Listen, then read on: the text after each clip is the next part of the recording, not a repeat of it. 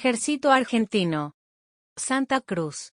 En Río Gallegos nuestros soldados del Regimiento de Infantería Mecanizado 24, y junto a personal de la 10ª Brigada Aérea realizó el curso de supervivencia y rescate de mar y costa, dictado por Grupo de Operaciones Especiales de la Fuerza Aérea.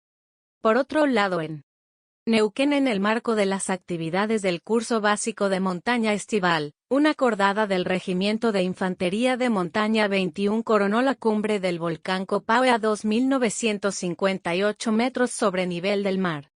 Para finalizar en Catamarca el puente Bailey que instalaron nuestros soldados de la Compañía de Ingenieros de Construcciones de Montaña 5 en Las Juntas ya está terminado y habilitado para el tránsito.